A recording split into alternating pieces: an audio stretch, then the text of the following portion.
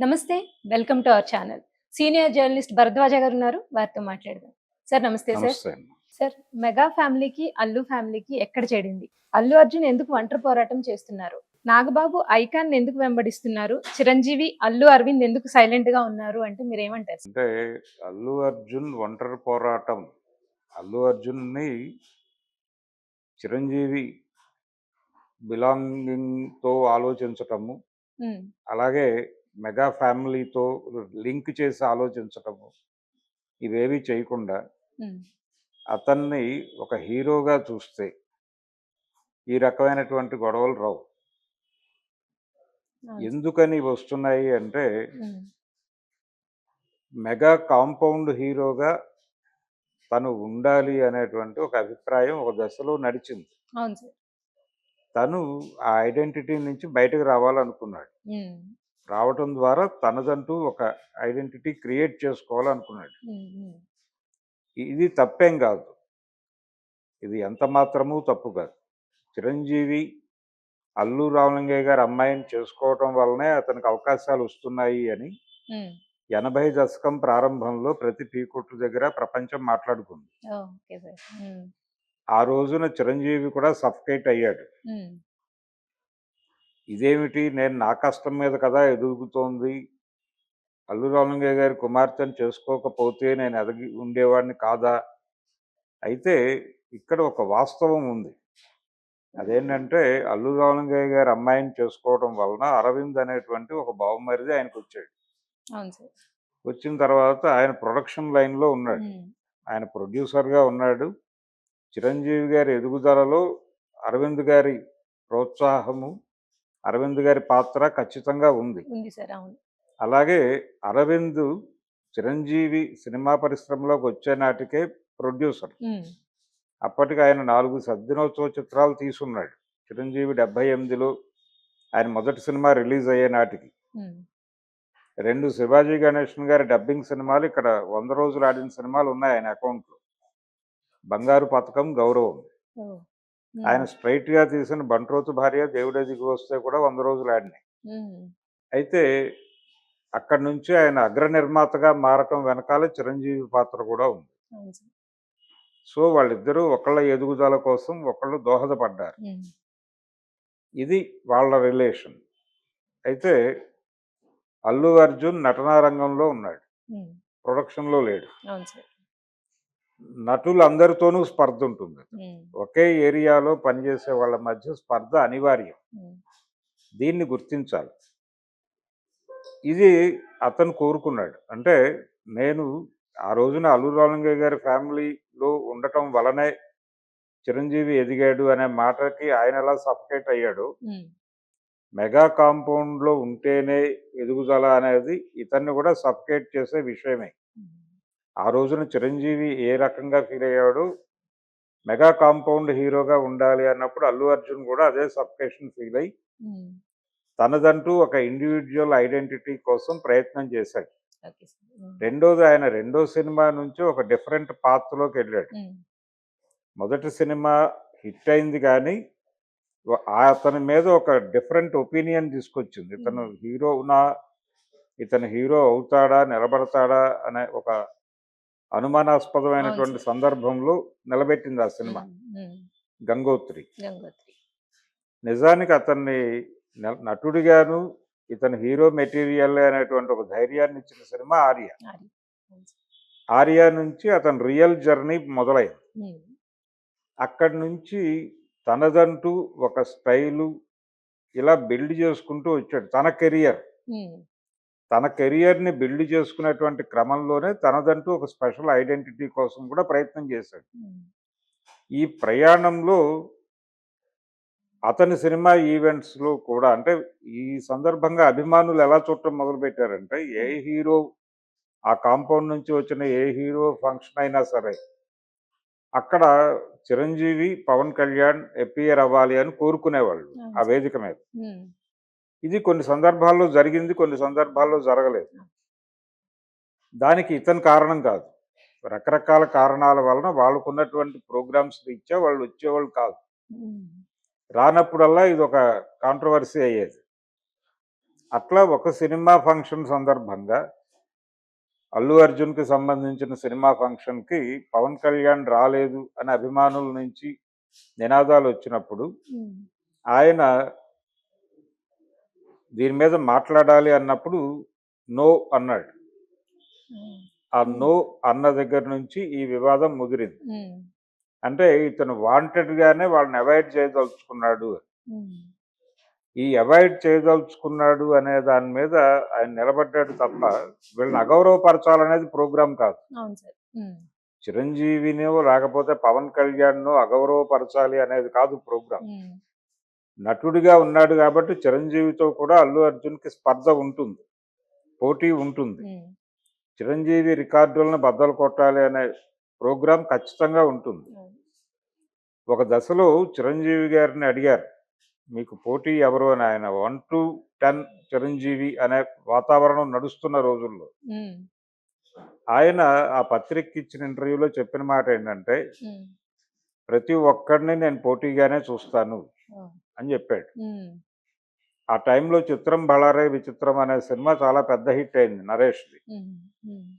ఆ ప్రస్తావన చేసి ఆ సినిమాతో హిట్ కొట్టాడు కాబట్టి నరేష్ కూడా నాకు పోటీయే ఇప్పుడు అని చెప్పాడు ఓహ్! Okay sir. హ్మ్. చిరంజీవి. హ్మ్.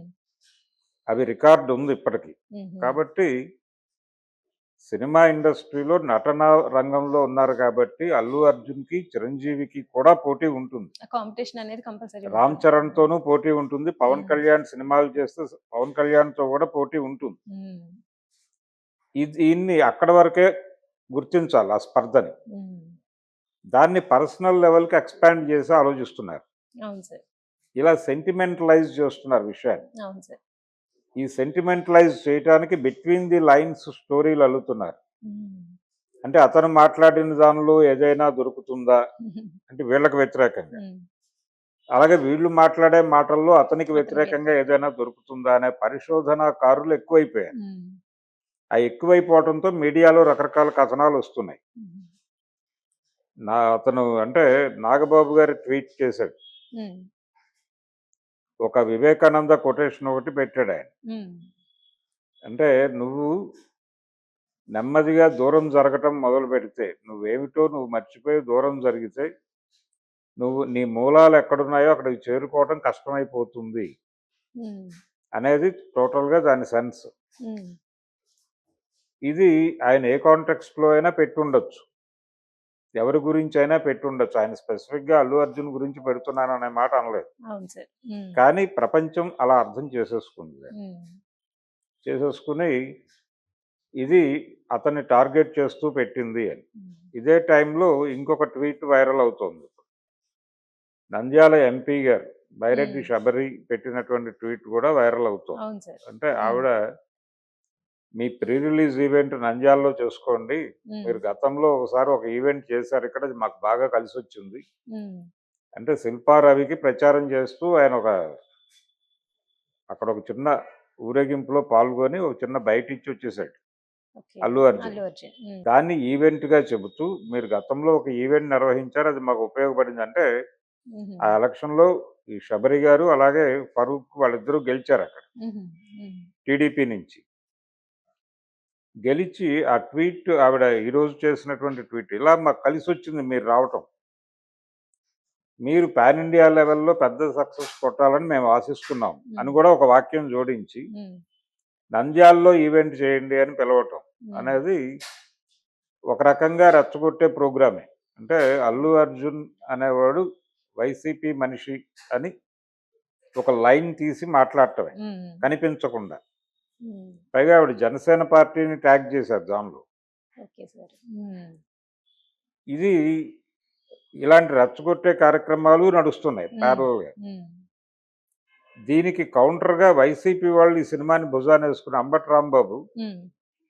ఈ సినిమాని ఎవరైనా అడ్డుకుంటే మేము సహించం అన్నాడు మొన్నెప్పుడో. ఓహ్! హ్మ్. వైసీపీ వాళ్ళు ఈ సినిమాని ప్రమోట్ చేస్తున్నారు అనే దాంతో ఇతను టోటల్‌గా వైసీపీ స్టాండ్‌తో ఉన్నాడు అల్లు అర్జున్ అని. హ్మ్. అతను ఆ రోజున శిల్పారవి కోసం ప్రచారానికెళ్ళాడు తప్ప పవన్ కళ్యాణ్ గురించి మాట్లాడలేదు. అవును సార్. నిజానికి పవన్ కళ్యాణ్ గెలుపు కోరుకుంటూ అతను ఒక ట్వీట్ చేశాడు. అరవింద్ గారు ఎళ్ళాడు పిఠాపురం. హ్మ్. ఈ విషయాలు మర్చిపోతారు. ప్రపంచం మర్చిపోతుంది. ఇది ఒక రిఫ్ట్ నడుస్తున్న మాట వాస్తవమే. అయితే వీటన్నిటికీ కూడా సమాధానాలు చెప్పే ప్రయత్నం చేస్తున్నారు వీళ్ళు నెమ్మదిగా. ఈ క్రమంలో ఇది గనక ముదిరి కుటుంబాల దాకా వ్యాప్తి చెంది, కుటుంబాలు అంటే ఇప్పటి వరకు వాళ్ళ మధ్య ఆ రకమైన గొడవలు ఉన్నట్టుగా బయటకి ఎక్కడా లేదు. అంటే బయట ప్రచారం జరుగుతోంది. Mega family versus Allu family అనేది జరుగుతోంది కానీ అల్లు అర్జున్ లాస్ట్ బర్త్డేకి చిరంజీవి గారు సతీ సమేతంగా వెళ్ళి ఆశీర్వదించి వచ్చిన వీడియోలు ఉన్నాయి. ఆ రోజున వాళ్ళ మధ్య ఘర్షణ జరగలేదు. ఈ మధ్య ఒక 2 నెలల క్రితం వాళ్ళ కంపెనీ ఎంప్లాయ్ ఒక అతని తాలూకా వివాహం జరిగితే గీతా ఆర్ట్స్కి సంబంధించి జరిగింది. అది జరిగితే గీతా ఆర్ట్స్లో చిరంజీవి గారు కూడా ఒక రకంగా భాగస్వామే కాబట్టి ఆయన సతీ సమేతంగా వెళ్ళి ఆ వివాహంలో అతన్ని ఆశీర్వదించి వచ్చాడు. అదే ఫంక్షన్లో అల్లు అర్జున్ ఉన్నాడు, అరవింద్ గారు ఉన్నారు, అందరూ ఉన్నారు. వాళ్ళేమీ ఘర్షణ పడి కొట్టుకోలేదు, అక్కడ బాగానే ఉన్నారు. అలాగే అల్లు రామలింగయ్య గారి విగ్రహావిష్కరణ జరిగింది రాజమండ్రిలో. ఆ ఈవెంట్కి అరవింద్ అండ్ చిరంజీవి ఇద్దరూ వెళ్ళి మాట్లాడొచ్చారు. అక్కడ వేదిక మీద చాలా సఖ్యంగా ఉన్నారు వాళ్ళు. పవన్ కళ్యాణ్ మంత్రి అయిన తర్వాత నిర్మాతలను తీసుకుని అరవింద్ గారు విజయవాడ వెళ్ళి ఆయన కలిశాడు. ఆయనతో సినిమా పరిశ్రమకు సంబంధించిన సమస్యల గురించి మాట్లాడి బయటకు వచ్చి మీడియాని అడ్రస్ చేస్తూ మాట్లాడాడు ఆయన.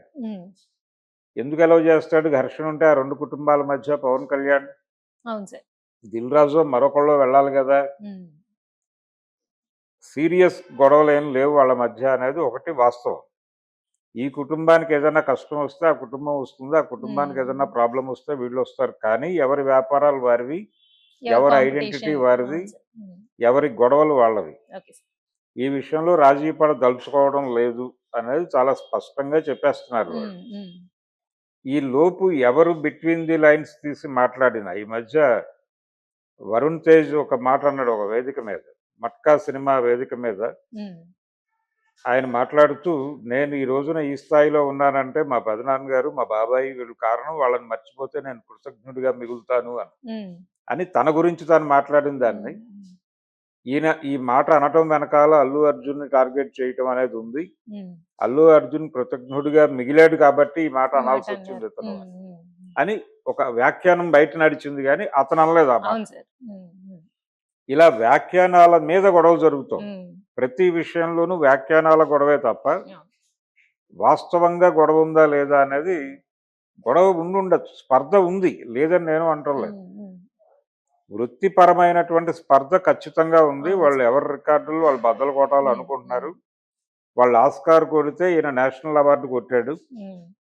వాళ్ళు 1100 క్లబ్లో చేరితే RRR ద్వారా దాన్ని బ్రేక్ చేయాలనే ప్రయత్నంలో ఉన్నాడు ఇతను. బాహుబలిని దాటి 2000 క్లబ్లోకి వెళ్ళాలనే ప్రయత్నంలో ఉన్నాడు. ఒకవేళ ఇది సక్సెస్ అయితే వాళ్ళు ఆ రేంజ్ ప్రోగ్రామ్ డిజైన్ చేసుకుంటారు. ఇది నిరంతర ప్రక్రియ. దీనిలో ఎవరు వేలు పెట్టినా వాళ్ళు ఇబ్బంది పడటమే. అందులో భాగంగానే గొడవలు జరుగుతున్నాయి. ఇవన్నీ సినిమాకు ఉపయోగపడతాయి అనుకుంటున్నారు. సినిమాని హైప్ చేయడానికి ఈ గొడవలన్నీ ఉపయోగపడతాయనే వాళ్ళు ఎవరు మాట్లాడట్లేదు. అరవింద్ గారు వ్యూహాత్మక మౌనం వహించాడు. కారణం అదే. ఇదొక అడ్వర్టైజ్మెంట్ గా వాళ్ళు ప్రమోషనల్ యాక్టివిటీగానే భావిస్తున్నాడు ఆయన. జరగనివ్వండి గొడవ, మరక మంచిదే అన్నట్టుగా. జరగనివ్వండి మంచిదే, ఏదో చర్చ జరుగుతుంది కదా. ఒక డిస్కసివ్ పాయింట్ గా సినిమా ఉంది, అల్లు అర్జున్ ఉన్నాడు, నడవనివ్వండి ఈ గొడవ. గొడవ ముదిరి ఇది ఘర్షణాత్మక వైఖరికి లేదు శత్రుపూరిత వైరుధ్యంగా మారితే దాన్ని సాల్వ్ చేయటం కోసం తన మార్జిన్ తీసుకుని పక్కన ఉన్నాడు, ఏం మాట్లాడుకుంటాడు.